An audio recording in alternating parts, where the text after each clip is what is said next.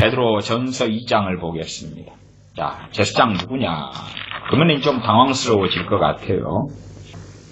아니, 그런 목사님이 내가 제사장이다. 특별히 바친 건 난 내 것이다. 또 많은 목사님들이 내가 제사장이다. 선교사님들도 내가 제사장이다. 무슨 정신병이 어디서 왔을까 모르겠어요. 지금은 이 신종 코로나 바이러스가 유행하고 퍼져갑니다만은 옛날부터요 목사들한테 이 신종 코로나 바이러스보다 더 무서운 바이러스가 퍼져왔어. 성경을 좀 확인하고 더군다나 구약은 아이고 모르겠다 나 바보니까 그러면 신약은 바보 아니어도 좀 알잖아요. 자 2장 5절 봐보겠습니다. 2장 4절 5절 베드로전서 2장 4절 5절 제가 읽습니다. 사람에게는 버림바가 되었으나 예수님께는 택하심을 입은 보배로운 산돌이 하나님께는 택하심을 입은 보배로운 산돌이신 예수님께에게 나와 너희도 산돌같이 신령한 집으로 세워지고 예수 그리스도로 말미암아 하나님이 기쁘시게 받으실 신령한 제사를 드리 거룩한 제사장이 될지니라. 거룩한 제사장이 될지니라. 본래가 우리 믿는 사람들은 주님 믿을 때부터 하나님의 자녀가 됨은 물론 또한 왕 같은 제사장이 됩니다. 그래서 먼저 신령한 제사를 드릴 거룩한 제사장이 될지니라 해서 2장 5절보다 2장 9절을 먼저 살피는 것이 필요할 것 같아요. 오직 너희는 택하신 족속이요. 오직 너희는 택하신 족속이요. 이야, 구약이 이스라엘에 대한 말씀이잖아, 이거. 구약의 이스라엘에 대하여 하나님께 택하신 족속, 민족이라고 말씀하셨잖아요. 그런데 이제 예수님 믿는 사람들이 그렇게 되어버렸단 말이에요. 구약의 이스라엘에게만 해당됐던 말씀이 이제는 신약에 와서 예수님 믿는 사람들에게 해당되는 말씀도 되었단 말이에요. 베드로전서는 누구에게 보낸 서신이냐 그러면 베드로전서 1장 1절 2절을 보면 예수 그리스도의 사도 베드로는 본도, 갈라디아, 갑바도기아, 아시아와 비두니아에 흩어진 나그네, 흩어져서 나그네로 사는 사람들. 어떤 나그네입니까? 주님 믿어서 부르심 받아서 살지만 나그네로 또한 당시에 핍박의 시대여서 정말 이 땅을 본향집으로 살지 않고 영원한 하늘의 본향을 향하여 나그네로 사는 사람들. 그래서 진실로 주님을 믿는 사람들 나그네라 그랬습니다. 나그네라. 세상 사람들은 나그네로 안 살고 이 땅에 아방궁을 건설하려고 살지요. 그러나 진실로 주님의 사람들은 나그네로 삽니다. 잠시 있다가 가려고 잠시 머무는 곳이 여행 갈 때 펜션에 리조트에 잠깐 머문 것처럼 여관에 머문 것처럼 그렇게 나그네로 살아요. 1장 2절 곧 하나님 아버지의 미리 아심을 따라 성령님의 거룩하게 하심으로 순종함과 예수 그리스도의 핏부름을 얻기 위하여 택하심을 입은 자들에게 편지하노니 은혜와 평강이 너희에게 더욱 많을지어다. 믿는 사람이죠. 주 예수를 믿는 사람입니다. 목사를 이야기하는 게 아니고 물론 목회자도 포함하고 선교사도 포함하고 다 포함하죠. 다 포함해요. 2장 9절 오직 너희는 택하신 족속이요. 그래서 이 당시에 베드로전서 1장 1절에 본도, 갈라디아, 갑바도기아, 아시아와 비두니아 이 지역이 다 이방인들이 사는 지역이에요. 유대인들이 소수가 그 안에 있습니다만은 다수는 다 이방 사람들, 이방 사람. 그래서 유대인을 이야기하는 게 아닙니다. 물론 믿는 유대인들은 포함됩니다. 포함됩니다. 그리고 본래 유대인들은 택하신 족속이요 하는 말씀을 언제부터요? 최소한 아브라함 조상 때부터 듣고 살았습니다. 그러나 이제 이방인 우리에 대해서도 우리 주 예수 그리스도를 통하여 베드로전서 2장 9절에 오직 너희는 택하신 족속이요 택하신 민족이 되었다. 왕 같은 제사장들이요 왕과 같은 제사장들이다. 거룩한 나라다. 과거에는 이스라엘만 거룩한 나라였죠. 이스라엘만. 그러나 이제는 우리가 이스라엘 안에 속하게 되었다는 거지. 거룩한 나라가 되었다. 거룩한 나라의 백성이 되었다 하는 것도 포함되는 이야기입니다. 그래서 그의 소유된 백성이니 이는 너희를 어두운 데서 불러내어 그의 기이한 빛에 들어가게 하신 자의 아름다운 덕을 선전하게 하려 하심이라. 아름다운 덕을 선전한다. 누구예요? 기이한 빛에 들어가게 하신 분의 아름다운 덕을 선전하게 한다. 우리 주 예수 그리스도와 전능하신 아버지 하나님의 아름다운 덕을 우리가 선전한다. 참으로 그분의 놀라운 사랑, 전능하신 하나님 아버지의 그 크신 은혜, 긍휼 자비, 우리 주 예수 그리스도의 우리에 대한 극진하신 사랑과 피 흘리심과 십자가를 지심에 대하여 우리가 선전한다, 전한다, 알린다. 그런 것이지요. 우리가 어떤 사람에 대해 좋은 일을 겪으면 그 사람의 것에 대하여 만나는 사람마다 선전하죠. 선전해. 심지어 우리가 어떤 제품을 사용한 다음에 너무 마음에 들어. 가성비 대비 짱이야. 그러면 그 제품을 돈도 안 받고도 광고하고 선전하죠. 이 광고 선전하는 거예요. 선전하는 거예요. 북한에는 무슨 선전부가 있어서 3대 부자 세습하는 악한 자들을 선전을 하죠. 선전을. 그러나 우리는 전능하신 아버지 하나님의 아름다운 덕, 우리 주 예수 그리스도의 아름다운 덕을 선전하는 것이 우리의 부르심과 사명, 소명, 목적입니다. 그러면서 왕 같은 제사장들이라고 말씀해요. 우리 믿는 사람들. 그러니까 말씀이 이제 제사장이 11조 받아? 그렇게 어떤 목사가 이야기한다면, 그리고 내가 목사다, 내가 제사장이다, 아니면 내가 레위인이다, 그렇게 해버리면 그런 목회자가 목회하는 교회에는 11조를 갖출 필요가 없어요. 11조를 낼 필요가 없어요. 왜냐 그러면 말씀을 보니까 목사님 당신이나 나나 똑같네? 그럼 나도 제사장이니까 내가 가질 거야. 목사님 말씀대로 제사장이 갖는다며. 그러니까 나 제사장이잖아. 말씀 봐봐 당신. 당신은 구약만 봤구만. 신약을 봐봐. 물론 구약에도 당신을 제사장이라고 안 그러지만 그건 아론의 후손들이 가지는 거지. 역사적으로, 혈통적으로. 신약이 와서는 믿는 우리가 제사장이구만. 제사장이 11조 받는다고 당신이 이야기했으면 내가 낼 필요 없네. 내가 그냥 다 하면 되네. 10에 10 내가 다 할 거야. 성경적이네 그러면. 성경적이잖아. 제사장들이다. 그러면서 2장 5절에 신령한 하나님이 기쁘게 받으실 신령한 제사를 드릴 거룩한 제사장이 될지니라 명령을 하고 계시지. 우리가 사람으로 태어났는데 다 사람답게 사는 건 아니다. 그 말이에요. 그래서 본질상 주님 믿는 사람들이 왕같은 제사장들로 지으심 받았는데 왕같은 제사장이 될 것이냐, 그렇게 살 것이냐, 또한 하나님께서 기쁘게 받으실 신령한 제사를 드리는 것은 다른 것이에요. 다른 것. 누가 자식인데 부모에게 효도할 것이냐, 안 할 것이냐. 자식인데 자식의 마땅한 본분이 부모를 공경하라, 내 부모를 공경하라는데 할 것이냐 말 것이냐, 그건 다른 문제죠.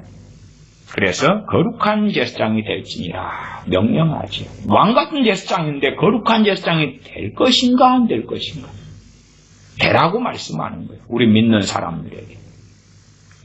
제사장의 몫이 11조다. 그건 거짓말이고, 거짓말이라도 이제 그렇게 믿는 사람이 있어서 쓱싹쓱싹하고, 민수기 8장에 있는 대로 특별한 것 바친 것은 내 것이야 그러면 이제 어떻게 할 거예요? 그러면 우리 믿는 사람 각자가 누가 교회에 뭔가가 특별한 헌금이 들어오거나 뭐가 들어오면 추수감사절에 떡이 들어오고 빵이 들어오고 특별한 게 들어왔다 그러면 다 내 것이야. 서로 그냥 내 것이라 주장해도 성경적으로 틀리지가 않네. 그딴 식의 정신 나간 성경 해석이라. 그래서 어느 교회 옆에는 같이 정신병동이 함께 있어야 돼요. 정신과 치료를 함께 많은 목회자들이 받아야 돼요. 이제 이 왕같은 제사장 우리가 부르심 받았어요. 그러면 이 왕같은 제사장 뜻도 요한계시록 보면 훨씬 더 명확하게 드러납니다. 요한계시록을 보겠습니다. 계시록 20장입니다. 계시록 20장에 주님께서 이 땅에 재림하신 다음에 벌어지는 상황이 나왔습니다. 20장. 요한계시록 20장 6절입니다. 5절 6절은 첫째 부활의 말씀이 나와 있어요. 첫째 부활. 첫째 부활에 대해서도 전에 말씀을 가지고 설교하고 살펴보았습니다. 많은 분들이 첫째 부활, 둘째 부활도 잘 모르시더라고요. 둘째 부활을 나중 부활 그러기도 합니다. 왜냐하면 부활은 두 번까지밖에 없어요. 그걸 마지막 부활 그러기도 해요. 첫째 부활, 둘째 부활, 첫째 부활, 나중 부활, 첫째 부활, 마지막 부활. 두 번째가 마지막이니까요. 20장 5절. 그 나머지 죽은 자들은 그 천년이 차기까지 살지 못하더라. 천년왕국이죠. 천년왕국. 나머지 죽은 자들은 그래 이는 첫째 부활이라. 그래서 이 땅에 있는 사람들 가운데 특별히 믿는 사람을 포함했어요. 믿는 사람 가운데도 첫째 부활을 받는 사람이 있고 못 받는 사람이 있어요. 이게 천년왕국 때에 누가 천년왕국의 왕같은 제사장으로 통치하게 되느냐 하면 첫째 부활에 참여하는 사람들입니다. 그러니까 왕같은 제사장들이라고 베드로전서 2장 9절에 말씀했잖아요. 그러나 이제 그렇게 됐지만 실제로 그게 성취되는 사람은 첫째 부활에 참여하는 사람들이다. 20장 6절에 나와 있습니다. 이 첫째 부활에 참여하는 자들은 복이 있고 거룩하도다. 둘째 사망이 그들을 다스리는 권세가 없고, 둘째 사망은 첫째 사망은 우리 육신이 죽는 거고 둘째 사망은 지옥에 떨어지는 것이지. 첫째 부활에 참여하는 사람들은 둘째 사망은 절대 받을 리가 없죠. 둘째 사망이 그들을 다스리는 권세가 없고 도리어 그들이 하나님과 그리스도의 제사장이 되어 제사장으로 이제 부르심 받았는데 이제 첫째 부활에 참여한 사람들은 제사장인 거예요. 누가 그런 사람이 있었습니까? 히브리서에 보면 나와 있지요. 멜기세덱. 멜기세덱 하나님이 영원한 제사장으로 있느니라. 대제사장은 주님밖에 안 계셨고 멜기세덱이 최고 1등 말하자면 수석 제사장일 거예요. 주님은 대제사장이시고 이 멜기세덱은 영원한 제사장으로 있는데 먼저 그냥 딱 1등 했어요. 그 다음이 다 이제 2등, 3등, 4등 이리 가겠죠. 그래서 첫째 부활에 참여하는 사람들이 제사장이 되는 거예요. 제사장이 돼요. 하나님과 그리스도의 제사장이 되는 거예요. 첫째 부활에 참여하는 사람들. 베드로전서 2장에는 우리가 왕같은 제사장 부르심 받았는데 그러나 왕같은 제사장, 거룩한 제사장이 될지니라 했는데 거기에 성취 도달을 못할 수가 있어요. 물론 그럼에도 얼마든지 구원받을 수 있어요. 그러나 첫째 부활에 참여하는 사람들, 그들이 하나님과 그리스도의 제사장이 됩니다.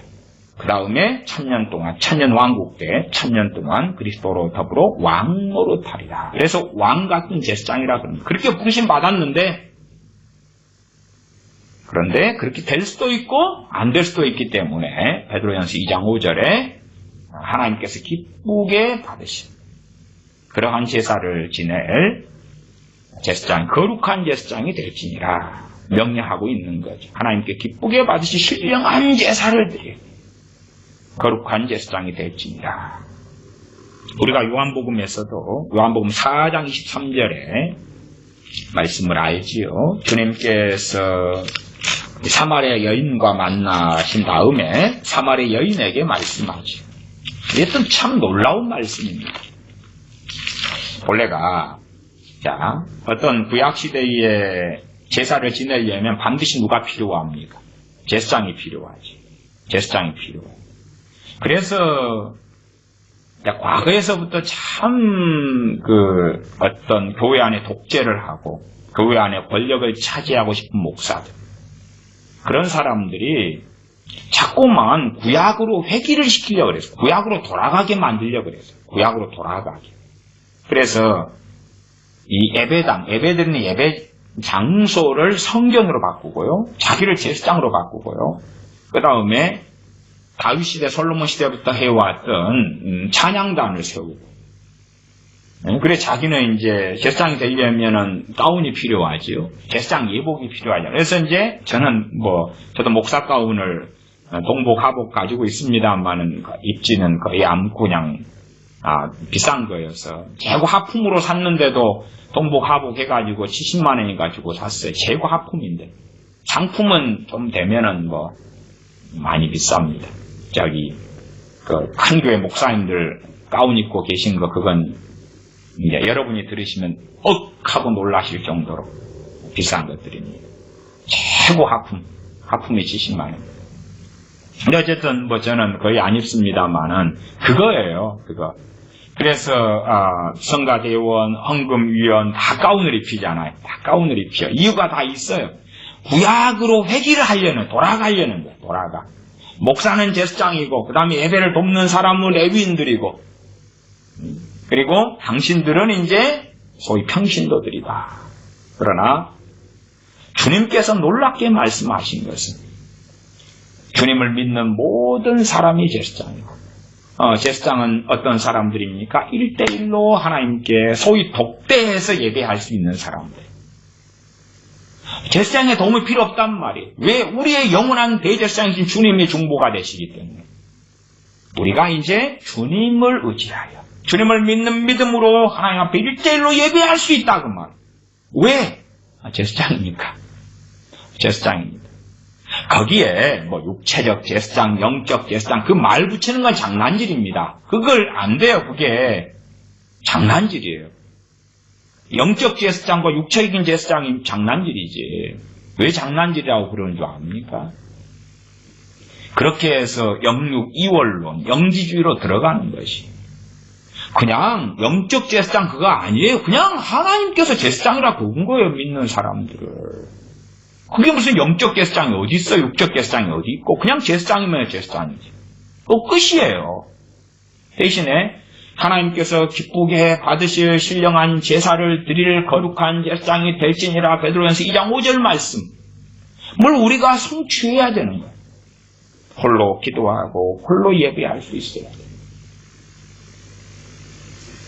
예전에 제가 80년대에 신앙성을 했을 때에 근데 그 교회에서는 당시에는 이제 일반적으로 교회들이 전반적으로 그랬습니다. 목사님은 상당히 완고한 그러한 보수 신학을 하셨고 또한 개혁주의 신학, 또 총신, 합동 총신 출신이시고 그랬는데 한 80년 중반까지만 해도요. 여자들은 대표 기도를 안 했습니다.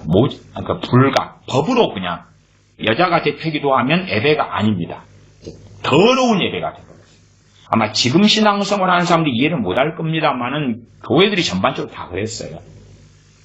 지금도 그러한 구약의 성전 성막 예배로 회귀 그러나 내용을 들다 보면 조금 있다가 민수기 18장을 다시 볼 때 내용을 보면 거짓말인 걸 알 것입니다. 왜냐하면 성전 안에 성막 안에 들어가는 사람은 다 죽여라. 누구 빼고요? 제사장, 그 다음에 수종들은 레위인들이 수종들 수 있지.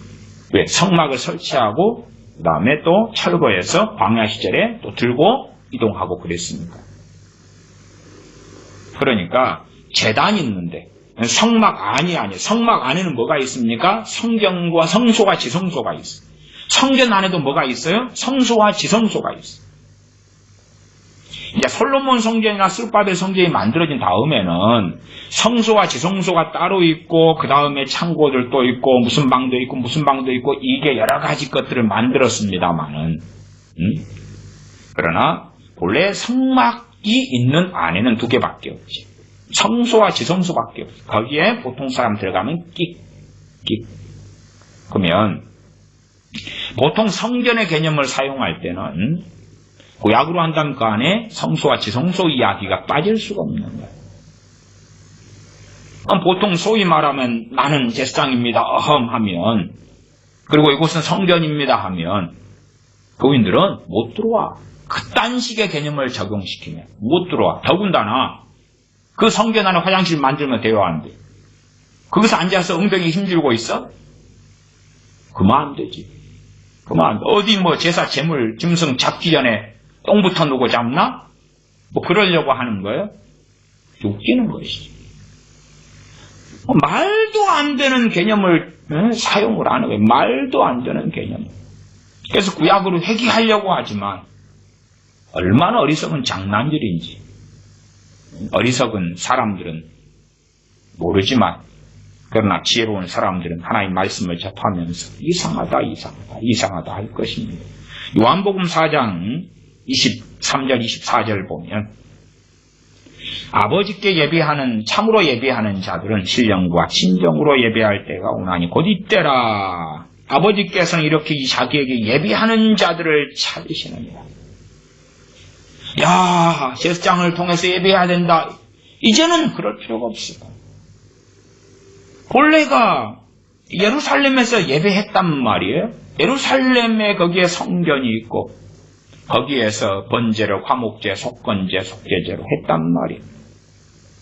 그러면 21절로 가면 하반에 예루살렘에서도 말고 요즘에는 이스라엘 사람들은 제3성전을 지으려고 그러잖아요. 예루살렘에. 주님은 말고 그랬는데 제3성전 지어가지고 거기에서 제3성전에 환호하는 개신교 신자들 엄청 많습니다. 제3성전 지어져야 주님 오시는데 유대인 제사장들이 준비되었어. 레위인도 준비되었어. 제사장 의복도 준비되었어. 그러면서 블라블라블라블라블라. 예루살렘에서도 말고 요한복음 4장 21절인데 안 봐요. 성경을 안 봐요. 이야, 개신교 목사들 제3성전 막 환호하는 목사들 꽤 있습니다. 이야, 성경 안 봐요. 예루살렘에서도 말고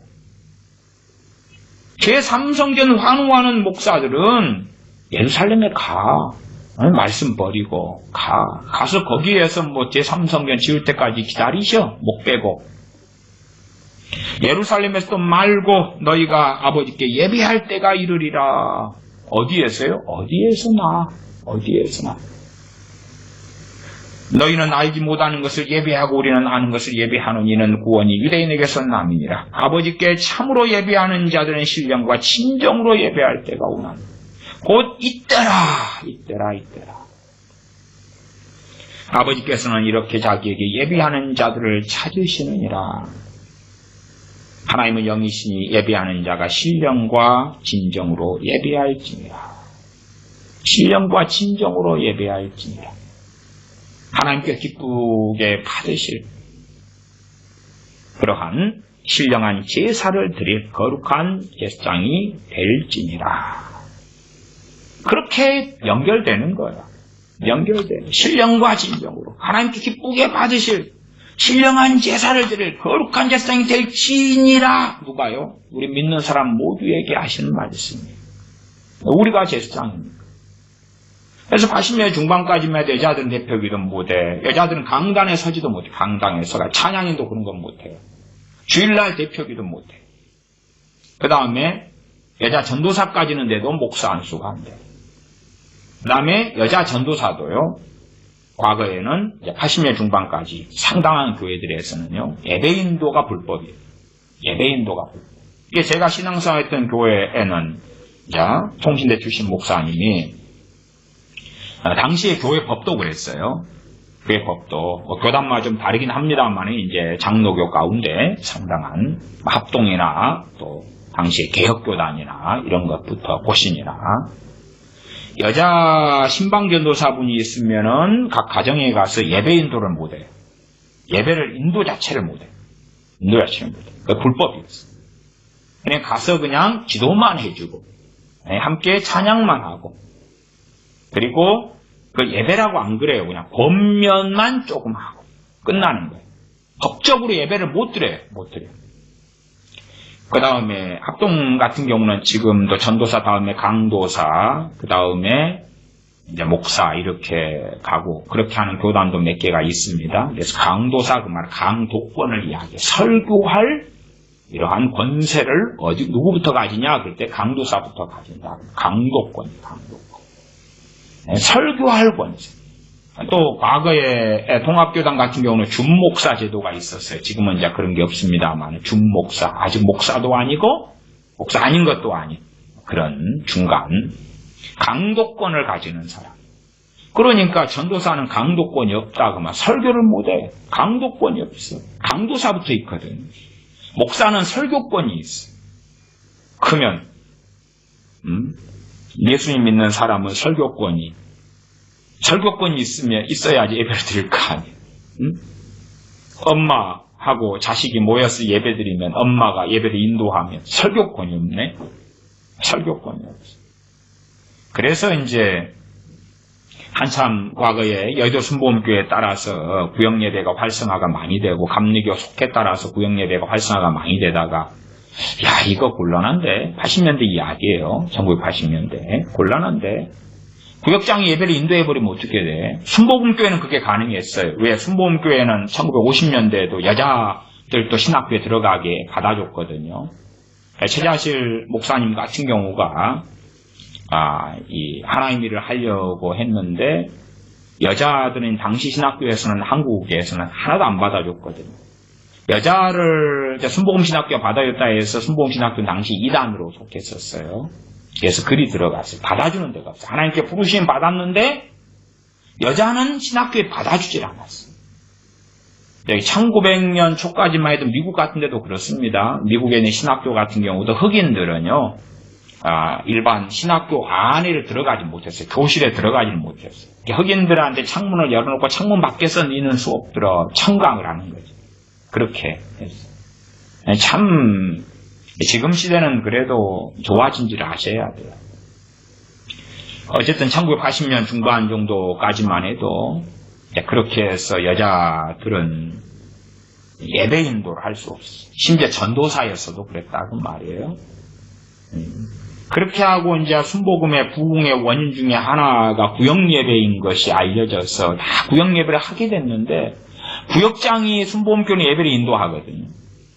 근데 다른 데는 그렇게 인도하면 안 돼요. 예배 인도하는 권세가 없거든.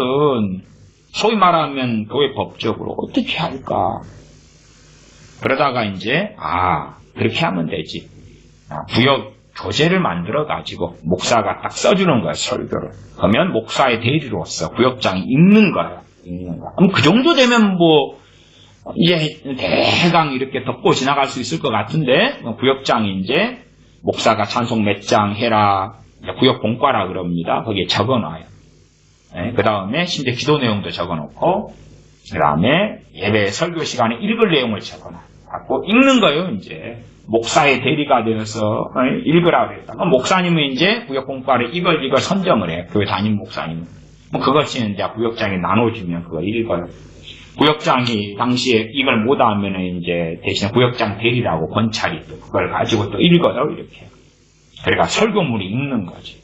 난 찬송가 몇 장 부르라는 걸 부르고, 헌금 거두라니까 거두고, 끝. 정말 이상한 것을 행해왔어요. 이상하고 요상하고. 물론 요즘에는 더 요상해져서, 셀 예배다 이렇게 하지만 셀 예배도 아니고 무슨 어디 개 모임처럼 변해버렸어. 니 한번 이야기해. 니도 이야기해. 하나님 말씀을 듣는 청종하는 시간이 아니라 개 모임, 사교 모임처럼 변해서 너 오늘 성경 읽은 다음에 깨달은 거 있어? 좀 이야기해봐. 나는 오늘 이런 일이 있다가 이런 기도 제목이 있어. 당신은 기도 제목 뭐요? 이런 거요. 모임 끝. 밥 먹고 차 마시고 헤어집시다. 이제는 그 신용하던 것들도 거의 다 사라지고 없죠. 그러나 참으로 우리 믿는 사람이 됐습니다. 일단은 그리고 그렇게 해서 이제 정말 거룩한 제사장이 될지니라 했는데 된 사람들은 첫째 부활에 참여하죠. 1000년 동안 그리스도와 함께 주님과 함께 1000년 동안 왕노릇하죠. 하나님과 그리스도의 제사장이 되었습니다. 그러면 참으로 우리들이 제사장으로 부르심 받았어. 우리 모든 사람들.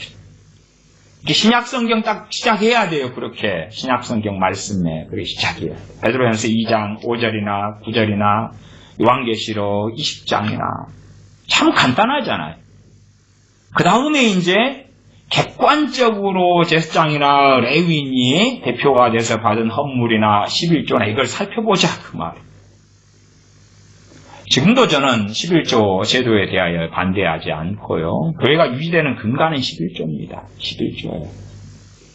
그러나 그에 대하여 시대가 바뀌고 교단 교파가 바뀌고 시대 흐름이 바뀌고 하면서 과연 어떻게 21조가 드려져야 되고 쓰여져야 되고 집행돼야 되고 또한 드릴 수 없는 형편에 있는 사람들을 억압하고 학대하고 조종하고 지배하고 죄책감으로 얽어매지 않아야 돼요. 어떻게 정말 형제 사랑이 있는 참 교회가 될지 그 가운데 핵심 중에 하나는 결국 헌금이에요. 헌금이에요. 그러면 그것을 말씀을 가지고 살펴보자 하는 것이 세금 뗀 돈이다 떼기 전이다 어쩌다 해도 사실은 그런 건 별 의미가 없어요. 내가 온전한 11조로 하나님께 드린다 그러면 정말 진실로 믿음으로 하나님을 경외함으로 드리느냐 아니면 형식으로 전락되고 하나님은 사라지고 믿음은 사라지고 더군다나 주님께서 마태복음 23장 23절에 말씀한 율법에다 중요한 바 의와 인과 신은 버렸도다. 의와 인과 신을 버려버리는 그런 상황으로 가고 그냥 11조만 더 철저하게 한다 그러면 문제가 되겠지. 실상 이제 이 마태복음 23장에도 23장 다시 봐볼까요? 23장 마태복음 23장 23절 24절 24절까지도 함께 봐보겠습니다. 마태복음 23장 23절 24절 화 있을진저 뭐가 있다 그럽니까? 화가 있을 것이다. 재앙이 있을 것이다고 말씀해요. 아니 11조를 바쳤으면 재앙이 아니라 복을 주셔야지. 하나님을 시험해보라 그랬잖아요. 제가 참 당황스러웠던 게 그런 거예요. 저는 어쨌든 주님 믿은 다음부터 11조를 철저하게 냈거든요. 철저하게 냈어요. 또 심지어 이제 도시 빈민으로 살았기 때문에요. 어머니 11조 철저하게 떼시고 저같이 학생도 11조 철저하게 떼고 사실은 용돈이라는 것은 거의 받고 산 적이 없으니까요. 이래저래 해서 어쨌든 대학 다닐 때 막노동을 하든지 뭐 하든지 간에 11조를 다 떼고 그렇게 살았는데 말라기 3장의 목사님들의 설교하는 걸 들어보면 11조를 내가지고 하나님을 시험하라는 거예요. 복을 주신다고. 근데 도시 빈민은 본래 그래요. 이게 구역예배 드리면 3,000원을 내면 있는 사람은 5,000원 내도 이 3,000원이라는 게 소득이 적기 때문에 상대적으로 굉장히 큰 액수가 나와요. 큰 액수가 나와서 적게는 전체 소득이 한 10분의 2 정도는 헌금이 내게 되고요. 그다음 10분의 3까지도 소득이 적을수록 비율이 커져요. 주정헌금 내고 주일헌금, 주정헌금, 감사헌금, 성탄절 생일 감사헌금에 내라는 것도 많아요. 건축헌금 내야 돼. 차량 헌금, 선교헌금에 하면은 이게 그것이 다니는 교회에서 그 목록을 쭉 만들어가지고 그렇게 하는데 심지어 봉투까지 해가지고 막 벽에 걸어놓는데 그걸 뭘 안 할 수도 없고 또 소득이 있으면 또 양심이라는 게 있기 때문에 하게 되면 액수가 적게 버는 소득이 적은 사람은 상대적으로 그 비율이 커지는 거예요. 100원을 벌면은 그냥 한 50원까지 내야 되는 상황까지 가고요. 그러니까 10분의 1은 훌쩍 넘어서 10분의 몇을 바쳐요. 도시 빈민은 본래 그래요. 아니 노인분들 손에 30만 원 딱 들어오면 헌금이 얼마를 내야 되겠어요. 제 양반들이 30만 원이면 3만 원 11조 떼지. 그 다음에 구역예배 드리지 감사헌금 내지 뭐 내지 그러면은 노인분들 30만 원 이렇게 어떻게 손에 있다 그러면은 10만 원 이리저리는 헌금 나갈 거예요. 그런 분들이 10만 원 이리저리는. 그러면은 도대체 몇 프로예요? 몇 프로? 33%, 33.33% 아닙니까? 그러면 그런 분들에게 이제 하늘의 복이 그냥 팡팡팡 쏟아져야 되는데 록펠러의 11조니 아니면은 백화점 왕 원업 메이커의 11조니 어쩌고 저쩌고 하지만 아니 과부에 둘의 돈차 누가 더 많이 내는데. 그래서 도시빈민으로 살아가는 저 입장에서는 말라기 3장의 부흥사 목사님이랑 목사님이 설교할 때하고 너무 안 맞는 거예요. 그냥 상식적으로 과부의 두렵돈을 알고 그 다음에 가진 사람들은 상대적 액수를 더 많이 내지만 소득이 적은 데서 낼 때 비율이 훨씬 더 우리 집이 더 많다고요. 우리 집이 훨씬 더 많아. 내 개인적으로도 훨씬 많고 비율이. 계속 가난한 거야. 계속 가난해. 계속 가난해. 아니 11조를 시험하라고 하셨는데 그걸 강조를 이제 부흥사분들이나 목사님들이 또 보통 1년에 2차례 그 부흥회를 정기적으로 또 한단 말이에요. 부흥사 목사님을 모셔가지고. 근데 심심하면 또 그 11조 말라기 3장 설교를 자주 해요. 하나님은 시험하라는데 아니 11조 이상을 내는데 11조 이상은 11조는 그냥 우습고 그 이상을 내는데 근데 이게 복이 쌓을 것이 없도록 붙지 아니하나 봐라 시험해보라. 근데 이건 뭐 시험을 떠나서 너무 오랫동안 11조를 내는 게 당연시 돼가지고 해왔는데 없어요. 그게 없어. 이상하다. 그래서 제 개인적으로는 한 몇 년을 이상하게 생각했어요. 몇 년 이상하다. 그 다음에는 포기. 해석 불가다. 해석 불가. 아니 그냥 그 다음에 막 준다며. 11조를 마치면 준다며. 저는 11조를 낼 수 있을 때부터는 뭐 거의 떼먹은 적이 없고 다 이렇게 바쳤거든요. 아니 뭐 준다며. 언제까지 기다려야 되지? 이게 불가네. 이게 불가. 아마 10년 뒤까지 기다려봐. 그래도 그거 이상할 거 아니에요. 성경에도 없는 이야기고. 5년 동안 기다려봐. 그럼 과거에 농사 짓는 시대 때 5년 동안 가뭄이 오면 누가 버티겠어요? 그것도 아니고. 도대체 무슨 말이야, 말라기 3장에. 그래서 이제 주로 간증이나 예제로 드는 경우가, 저 부자들 봐봐. 백화점 왕 워너메이커 봐봐. 뭐 누구 봐봐. 록펠러 봐봐. 11조 바쳤잖아. 저렇게 거부가 됐어. 그게 너무 이상한 거예요. 왜냐, 그러면, 내가 백화점 왕 워너메이커보다, 저 록펠러보다 내가 헌금을 더 많이 내거든. 더 많이 낸다고, 내가. 왜? 록펠러 저 인간이 예를 들어서 한 1조를 번다고 합시다. 1조에서 그냥 1000억을 딱 11조 내고, 그 다음에 이제 짜시락깨시락 하면 한 500억 내겠지. 그럼 1500억. 이게 15%가 돼, 15%가. 나는 계산하면 딱, 예를 들어 100만원 딱 번다. 뭐 헌금은 나가는 20만원이 넘어. 상대적으로 내가 더 많거든. 근데 왜 록펠러는 1조 벌었는데 그 다음에 또 2조 벌고 3조 벌고 왜 그래? 내가 더 많이 냈는데? 그러니까 그런 이야기가 다 거짓말인 거예요. 거짓말인 거예요. 록펠러 좋아하면서 록펠러 설교 맨날 하는 유명한 양반 대한민국에 있지요. 백화점 왕, 워너메이커인가 이야기하는 사람들 많지요. 11조 내놔. 내가 더 많이 내는데 도시빈민이고 가난해. 천덕꾸러기라. 11조를 안 내는 게 아니고 더. 그러나 이제 백수가 되고 돈을 벌 데가 없으면은 못 내. 제가 그럴 때는 예배당에 예배를 드리고 있으면 헌금바구니가 돌아와요. 헌금바구니가. 그러면 옆에 집사님들 다 앞에 다 헌금바구니 보고 있는데 낼 게 없어요. 그러면 기도하는 책에 눈 감고 있어. 헌금바구니 지나가도. 근데 어떨 때는 지나가 주는데 어떨 때는요. 나를 배려해서 기다려주셔요. 내가 너무 기도에 빠져서 헌금 내는 시간에 빠져서 실령하게 기도하고 있는 줄 알고. 그게 아니고 10원 하나 1000원 하나 낼 게 없어가지고 기도하는 척 하고 있는 거라고. 기도하고 있는 척 하는 거예요. 얼른 지나가라고 헌금바구니 좀 지나가라고. 그것도요.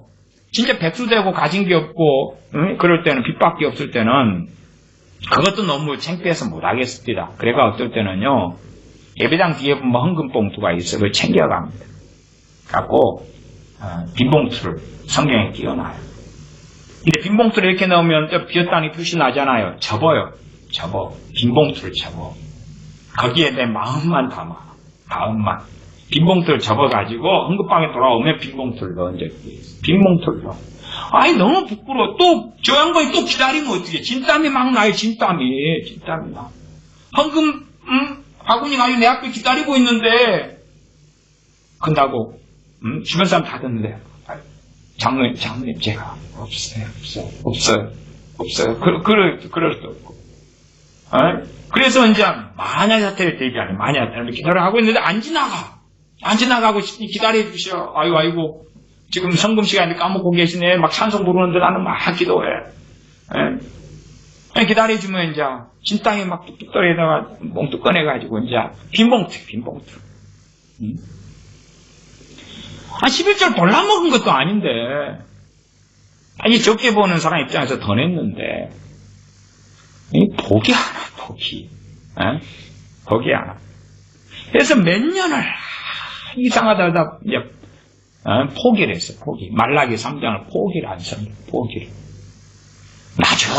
나중에 대해서 말씀을 연구하니까, 아니요, 그게 아니요. 예루살렘 교회에, 마게도냐 교회, 또한 갈라디아 교회들, 고린도 교회가 연보를 해가지고, 심한 기근에 쌓여있던 예루살렘 교회를 도와요. 그 사람들이 헌금을 11조를 안 내가지고 그 심한 기근 속에 빠졌나요? 그랬을 것 같냐 그 말이 도대체. 참 이상한 시대입니다. 마태복음 23장 23절 과 있을진저 외식하는 서기관들과 바리새인들이여 낙하와 해양과 근처의 11조 밭의 11조예요. 그걸 들이대. 그러나 율법에 더 중한 바 의와 인과 신은 버렸도다. 그러나 이것도 행하고 저것도 버리지 말아야 할지니라. 이 주님 말씀을 들으면서 율법에 더 중한 바 더 중요한 게 있다. 그러나 덜 중요한 것도 버리면 안 되는 거지요. 우리 몸에 덜 중요하다고 생각하는 부분을 버립시다. 맹장을 하나 난 뗄 수 있어요. 그러겠지. 그 다음엔 또 뭘 떼실 거예요? 눈알 하나를 뺄 거예요? 이빨을 뽑을 거예요? 아니면 콩팥을 하나 빼낼 거예요? 뭐 할 거예요? 신장 2개에서 하나 빼면 돼요? 그럴 수가 없잖아요. 우리 몸에 생각하는 요긴한 부분이 있지만 덜 요긴한 것도 다 요긴한 거예요, 본래가. 그래서 율법에다 중한 바 의와 인과 신, 그 다음에 그리고 11조. 회양과 근처에 각하의 11조도 저버리지 말아야 한다. 그것도 행해야 한다. 그렇게 말씀하고 있는 거죠. 지금 시대에 와서 농사의 시대도 아니고 다른 시대니까 우리가 농사 안 지으니까 박하, 회양 근처의 11조를 바칠 수도 없죠. 아니면 우리가 텃밭을 작게 가지고 있고 내 주 소득원이 그게 아니다면 그래서 그 다음 말씀이 나와요. 24절에 소경의 인도자여 이 외식하는 서기관들과 바리새인들이 인도자였거든요. 그들한테 소경이라고 말씀하시는 거예요. 하루살이는 걸러내고 약대는 삼키는도다. 하루살이는 걸러낸다는 것이 이 작은 텃밭에 11조는 바쳐도 나한테 손해가 없어. 이게 하루살이거든 나한테는. 그러나 이제 약대는 다른 데 소득에서는 안 내는 거예요.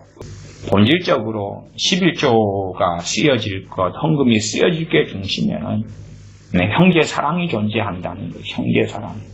구제가 존재한다는 거예요. 과거에 성견 수리 같은 것은 성견세를 따로 냈지요.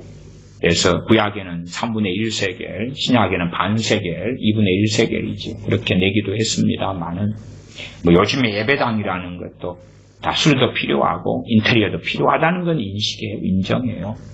그러나 더 중요한 게 있다. 율법에 더 중요한 바 의와 인과 신이 있다고 말이에요. 이는 사랑과 자비니까 첫째 하나님에 대한 사랑이고 하나님을 사랑하는 사람은 형제를 사랑하는 그 열매가 당연하게 맺힐 수밖에 없죠. 그래서 항상 11조로 갈 때 되면은 이 마태복음 23장 23절이나 또 나아가 24절까지도 항상 확인하고 살펴야 되는 말씀이 됩니다. 신명기 14장 22절부터 다시 살펴보겠습니다. 14장 22절부터입니다. 너는 마땅히 매년에 토지 소산의 11조를 드릴 것이며 문자적으로 한다면 우리는 이제 11조하고 자유롭다.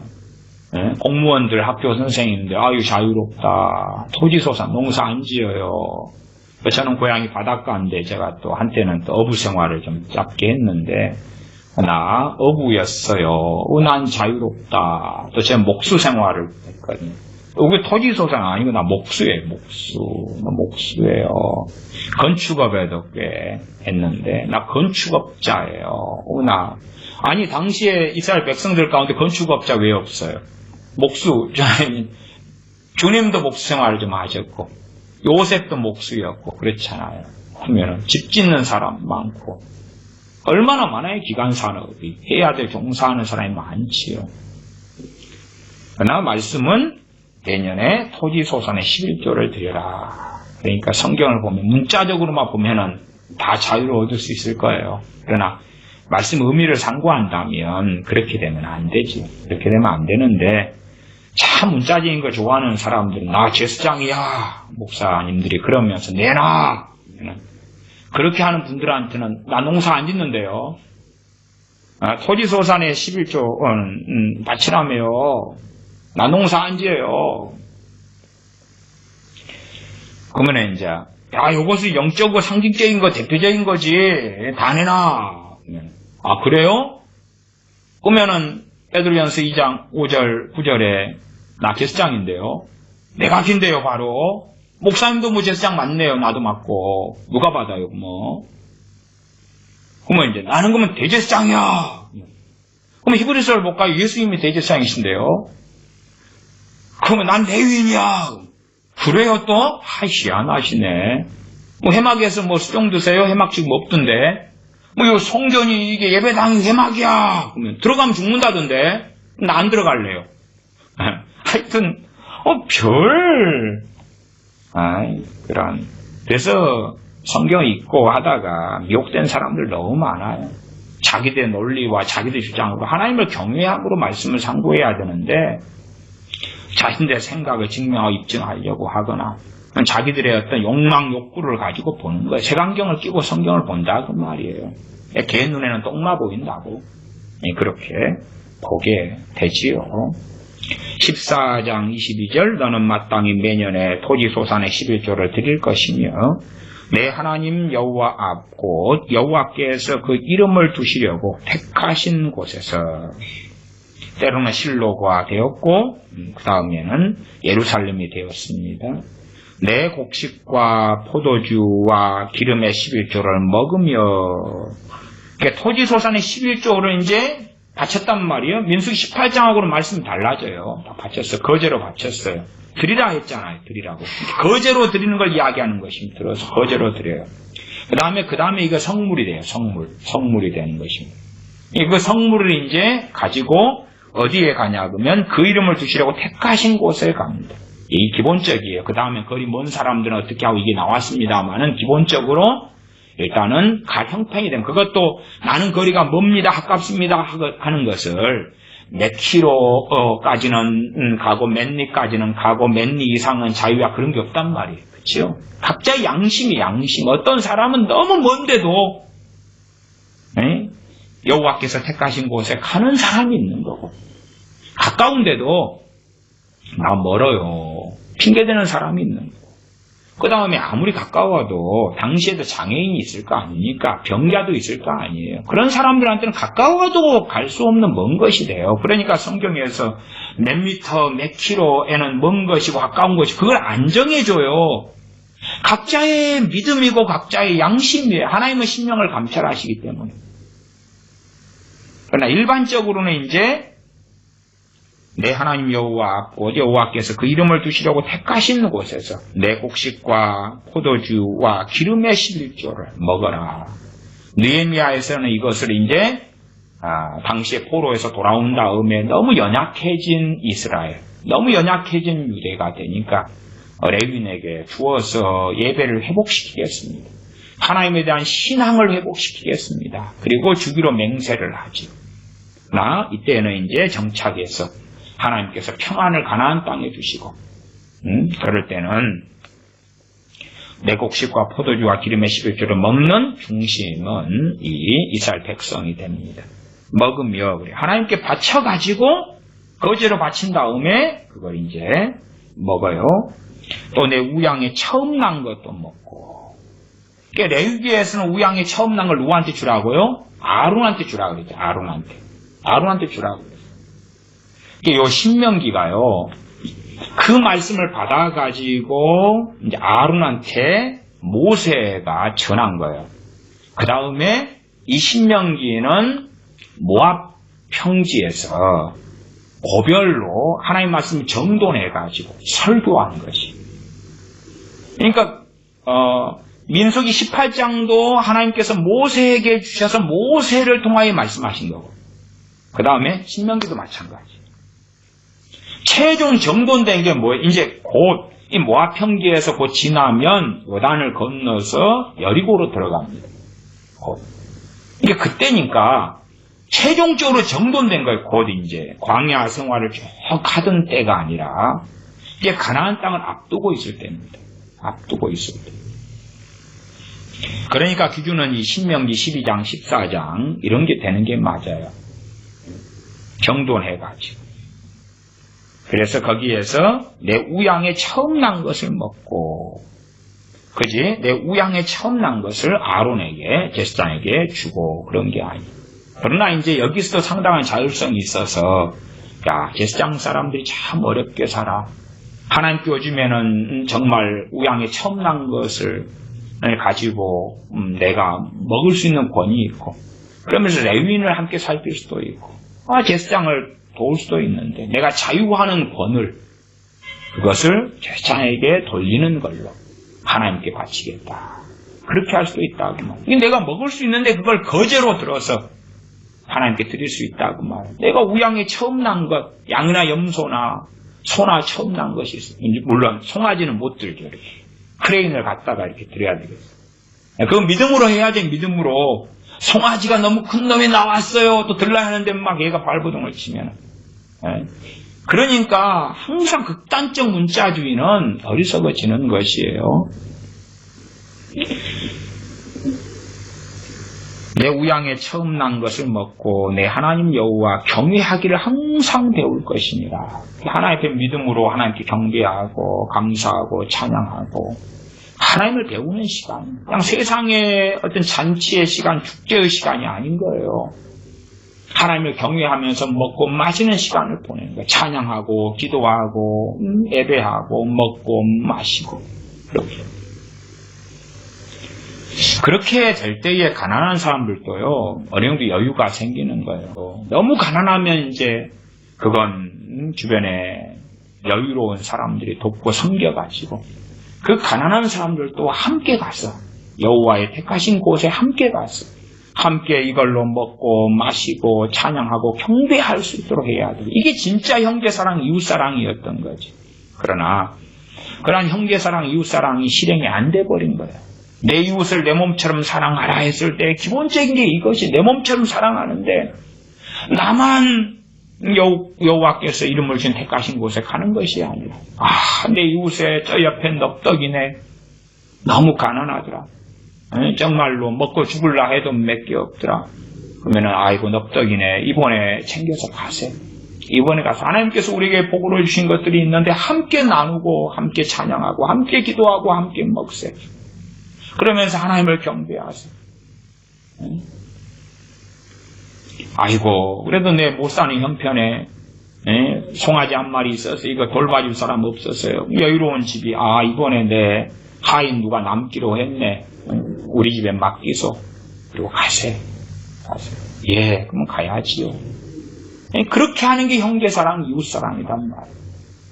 우리가 생각하는 내 이웃을 내 몸처럼 사랑하라, 기준이 뭔데? 이런 거예요. 이런 거야. 그냥 말로만 그러는 게 아니었다는 말이지. 24절, 그러나 내 하나님 여호와께서 그 이름을 두시려고 택하신 것이 내게서 너무 멀고 행로가 어려워서, 이건 다 각자의 양심이죠. 그 풍부히 주신 것을 가지고 갈 수 없거든. 그것을 돈으로 바꾸어 그 돈을 싸서 가지고 내 하나님 여호와의 택하신 곳으로 가서 물은 내 마음에 좋아하는 것을 그 돈으로 사되 우양이나 포도주나 독주 등 무릇 내 마음에 원하는 것을 구하고 거기 내 하나님 여호와 앞에서 너와 내 권속이 함께 먹고 즐거워할 것이며 내 성읍에 거하는 레위인은 너희 중에 분깃이나 기업이 없는 자니 또한 저버리지 말지니라. 내 3년 끝에 그의 소산의 10분의 1을 다 내어 내 성읍에 저축하여. 그냥 요즘의 어떤 상당히 이제 시스템화된 교회의 문화 속에서 우리가 편리적으로 행하는 어떤 관례적인 것을 진리로 생각하는 사람들이 있어요. 마찬가지로 목회자들 같은 경우는 교회에서 행하는 관례적인 것을 진리화 시켜버려야지만이 독재를 하고 자기 마음대로 교인을 이끌고 우민화를 할 수 있는 우민화. 이 현 문 정권이 백성들에 대한 우민화를 하는데요. 사실은 이제 문 정권 같은 사람들이나 주사파들은 일찍 대선배님들이 있어요. 대한민국 교회는요. 목사님들이 대선배님들이에요. 그래서 우민화를 시켜왔어요. 성경 강의는 별로 하지 않고 말씀 이런데 그리고 함께 살펴보지를 않고 그냥 이렇다고 믿어. 덮어놓고 믿어. 내가 지금 말하고 전하고 성경 해석하는 게 절대 진리야. 본문 자세히 확인하지 마. 내가 인용 한번 하면서 내가 썰을 풀 테니까 무조건 아멘해, 아멘해, 아멘해. 그래서 어떤 목사들은 무조건 자기 말 떨어지자마자 아멘, 아멘, 아멘 하라는 거예요. 그러니까 내가 오늘 아침에 늦잠을 잤는데요. 아멘, 아멘. 내가 오늘 화장실에 갔는데 아멘. 변비가 걸려서 아멘. 그리고 그 짓거리를 하고 있어. 부끄럽지도 않은가 봐. 부끄럽지도 않아요. 정말 그런 목사들이 독재를 행하고 그런 목사들이 말씀에 따라서 살지 않고 우민화 정책을 시행하니까 문재인 정권 같은 자들을 하나님이 허용하시는가? 대한민국에. 자, 너희들이 해왔던 너희들의 이 신앙생활이 사실은 종교생활이었어. 너희들이 원하는 것을 정부적으로 행정적으로 국가적으로 해줄게. 너희들의 이 우민화가 시행되게 해줄게. 그 우민화에 가장 무서운 것은 언론이 장악된 거예요. 언론이 장악된 거예요. 그 다음에 역사가 왜곡되는 거예요. 역사 교육이 왜곡되는 거예요. 그러나 그건 어디서 먼저 해왔어요? 강단에서 교회가 목사들이요. 목사들이 부흥사들이요. 먼저 그렇게 해왔어요. 너희 말이 내 귀에 들린 대로 내가 시행하리라. 그렇게 된 거예요. 지금 대한민국 상황이. 자기들이 우민화를 해왔어요. 자, 성경 내가 해석하는 대로 믿어 그냥. 그 다음에 이제 성경 공부 교재들이 있죠. 그걸 성경 대신해서 하는 거예요. 꼭 저 가톨릭 애들도 그렇게 합니다만 매일 미사책이 있어요. 매일 미사책 갖고 매일 그것만 읽어요. 성경 가지고 있어도 집에 창고에 집어넣고 매일 미사책이라고 있어요. 14장 27절 내 성읍에 거하는 레위인은 너의 중에 분깃이나 기업이 없는 자니 또한 저버리지 말지니라. 28절 내 3년 끝에 그의 소산의 10분의 1을 다 내어 내 성읍에 저축하여. 참 상황과 형편이 일반적으로 지금 시대는 이게 안 되죠. 그러나 말씀의 의미는 이해해야 돼요. 하나님의 백성 가운데 레위인, 분깃이 없는 레위인이나 고아, 과부, 객을 하나님은 정말로 사랑하시고 긍휼히 여기시는데 그 긍휼히 여기는 통로가 누가 돼야 됩니까? 분깃이 있는 사람, 그 다음에 소득이 있는 사람, 고아와 과부와 객이 아닌 사람들이 되어야 한다고 말이에요. 하나님께서 백성들을 사랑하시느니라 하면 하나님의 명령을 이제는 받은 사람들이 행해야 되죠. 그걸 행하지 않으면 어찌 되는 것이에요, 도대체. 최소한,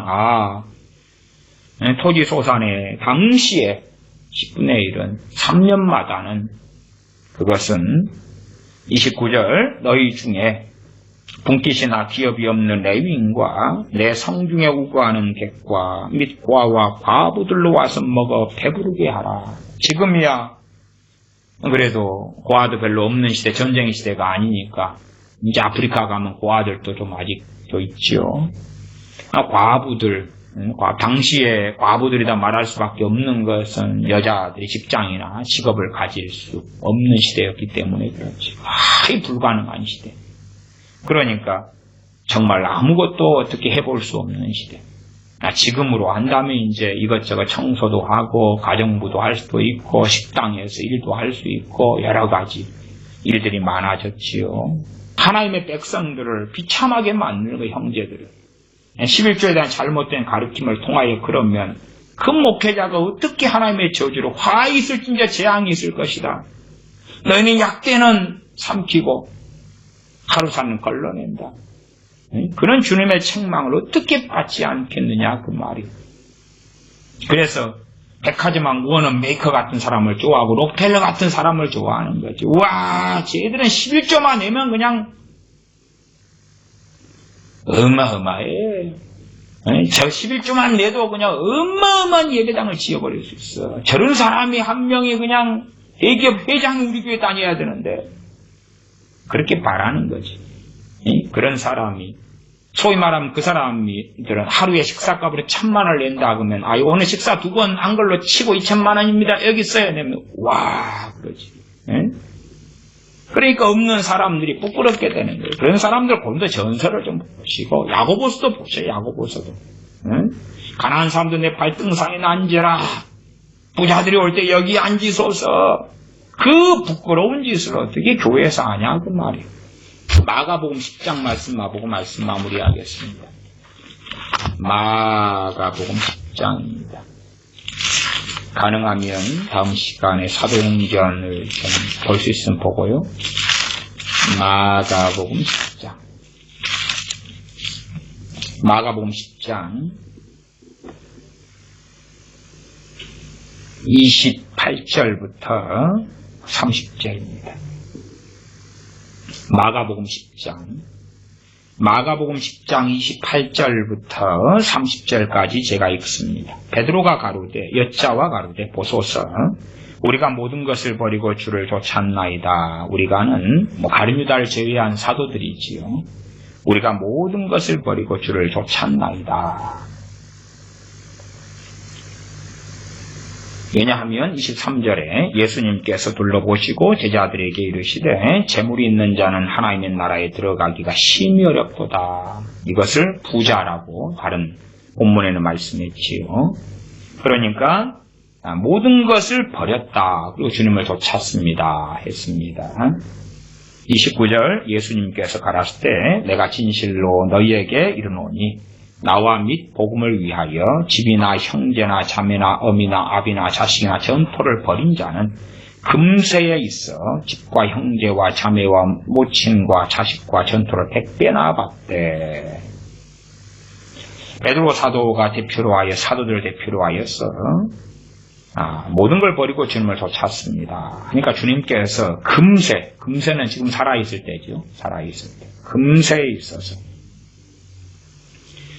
나와 및 복음을 위하여 집이나 형제나 자매나 어미나 아비나 자식이나 전토를 벌인 자는 금세에 있어서 집과 형제와 자매와 모친과 자식과 전토를 100배나 받되. 와,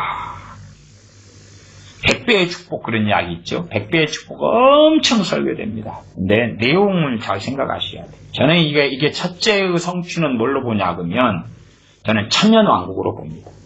주님을 위하여 심지어 형제나 자매나 어미나 아비나 자식이나 전토까지 자식까지도 버렸어요. 자식까지 버렸다는 의미도 잘 이해하셔야 됩니다. 키우기 싫어가지고 버리는 거, 이거 문제 있으니까 버리는 것, 막 그런 이야기를 하는 게 아니고, 진리의 길을 걸어가기 위해서, 그러기 위해서, 또한 진리 가운데 서로 맞지 않고 충돌하기 때문에, 그러기 때문에 함께 할 수 없는 그런 여러 상황들이 있습니다.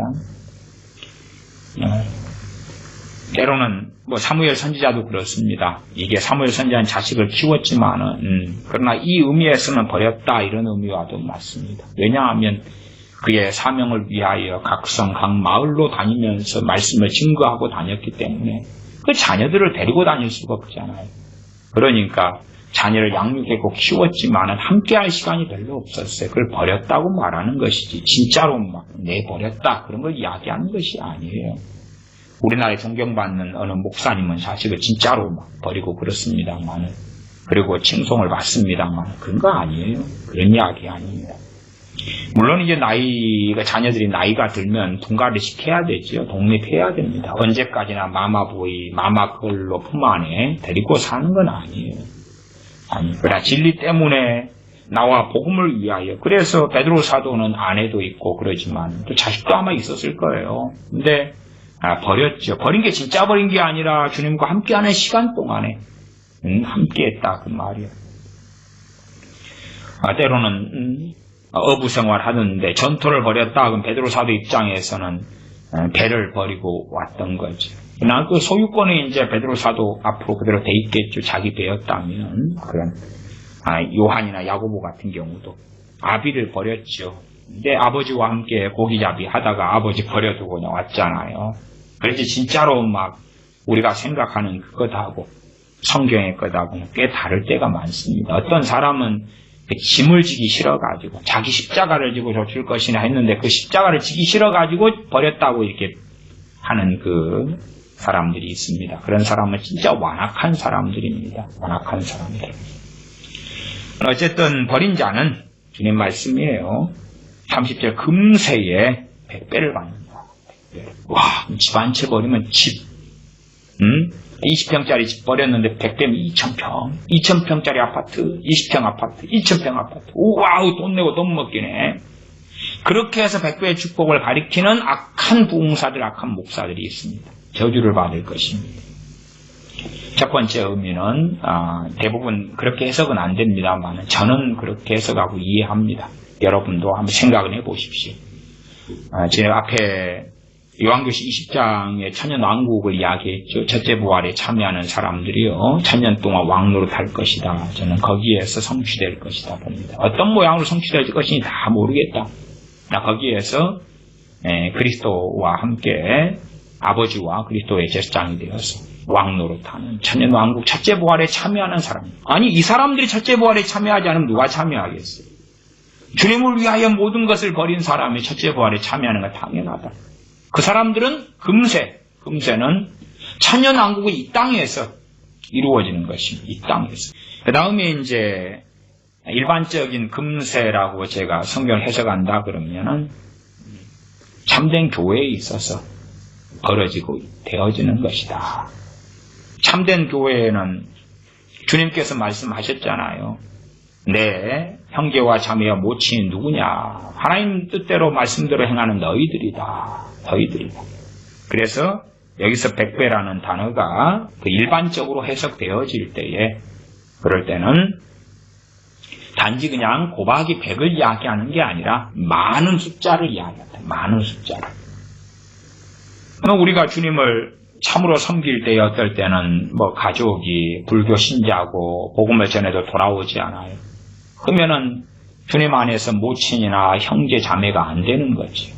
그러면 그 진실한 교회 안에서는 좀 나보다 나이 드신 분들은 모친이 되는 거고, 연배로 또 부친이 되는 거고, 또 일반적인 연배는 형제 가족이 되고, 또 주님 안에서 좀 어린 사람들은 자식이 되고 그렇지. 그런 사람 100배나 받는다는 게 진짜 100배가 아니라 그렇게 되어진다고 말이에요. 그렇게. 주님 안에서 진짜 형제들, 진짜 가족이 있다고 말이에요. 예수 그리스도의 피로 이어진 가족이 있다고 말이에요. 사실은 요즘 교회에서는 거의 발견하기 어렵지요. 진실로 주님 안에서 가족이라면. 그렇다면 그렇다면 이 형제 자매 모친 자식이 있겠죠.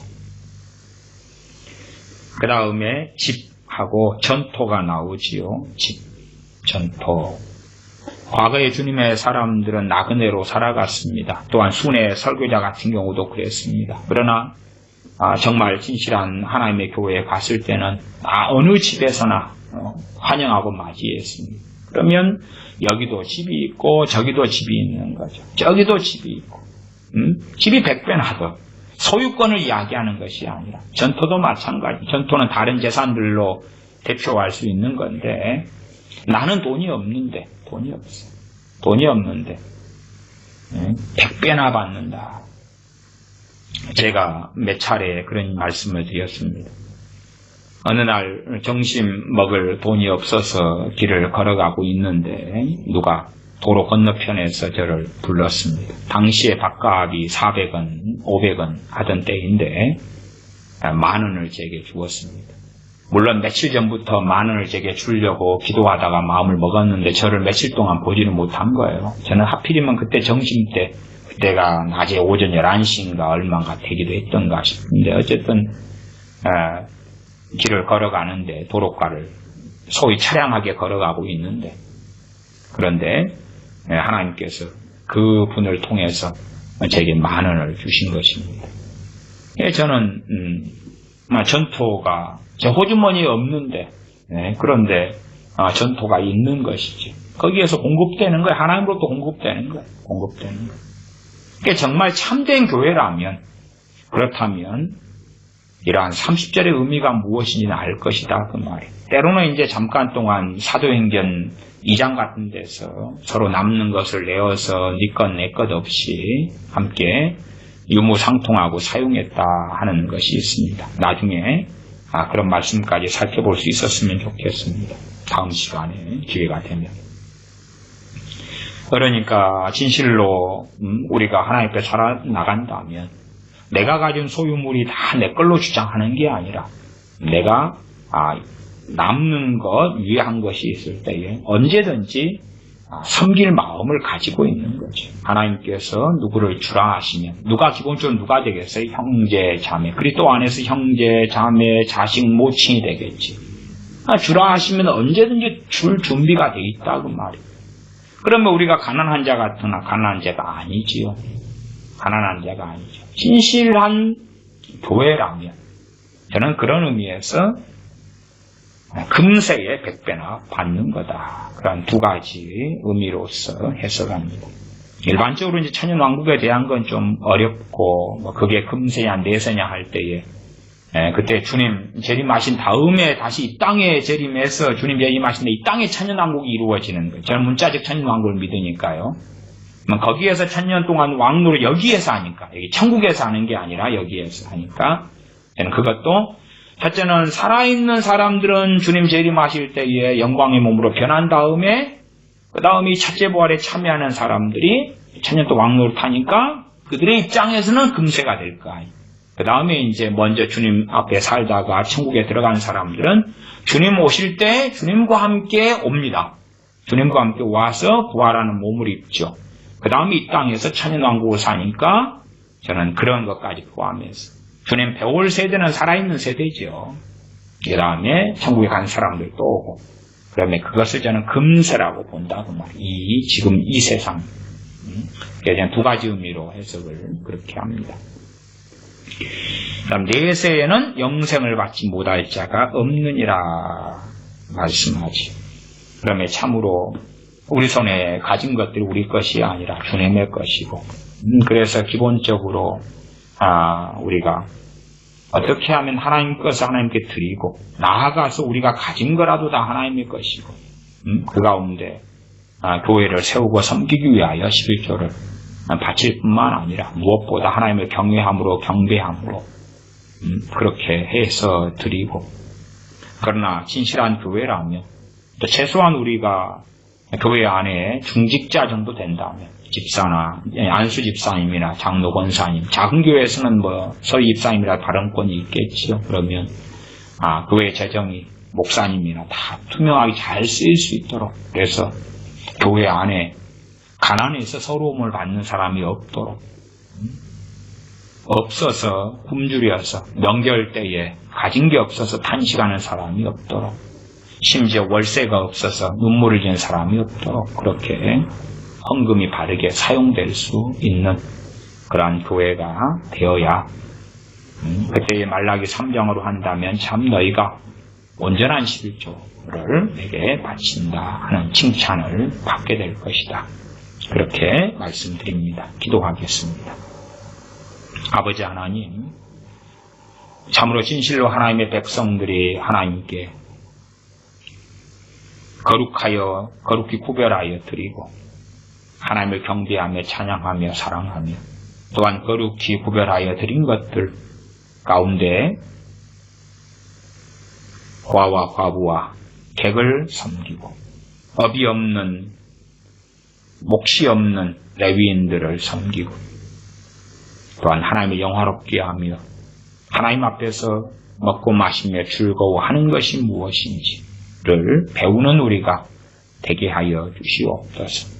우매자들이 아니라 말씀을 깨닫고 알아서 우리의 삶 가운데 이 말씀들이 어떻게 준행되어져야 될지, 진실로 믿음 가운데 하나님을 어떻게 영화롭게 해야 될지를 깨닫고 아는 우리가 되게 하여 주시옵소서. 우리 주 예수님의 이름으로 기도하옵나이다. 아멘.